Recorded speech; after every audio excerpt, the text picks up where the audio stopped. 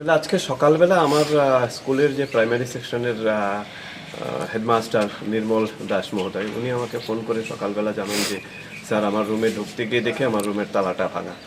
তো তখন আমি সঙ্গে সঙ্গে ওনাকে বলেছি যে আপনি একটা কাজ করুন, আপনি উপরে আমাদের রুমগুলো একবার চেক করে দেখেন ওইখানে তালা ভাঙা আছে কিনা। তো উনি সঙ্গে সঙ্গে ফোন নিয়ে উপরে এসছেন, এসে দেখেছেন যে সমস্ত রুমের আমার রুমের মানে হেডমাস্টারের রুম, অ্যাসিস্ট্যান্ট হেডমিস্ট্রেসের রুম, আমাদের অফিস রুম, আমাদের ইন্টারেক্টিভ স্মার্ট ক্লাসের রুম,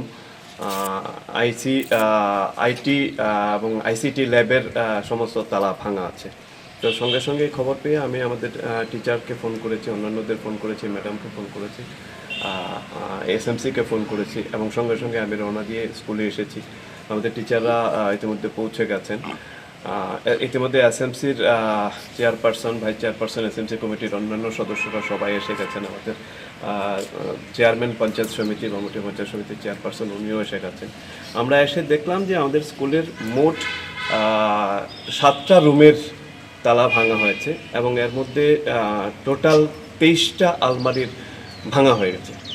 তো আমরা কিছুতে হাত দিইনি, আমরা পুলিশকে খবর দিয়েছি। ইতিমধ্যে এসে গেছেন আমাদের একজন সাব ইন্সপেক্টর এয়ারপোর্ট পিএস থেকে।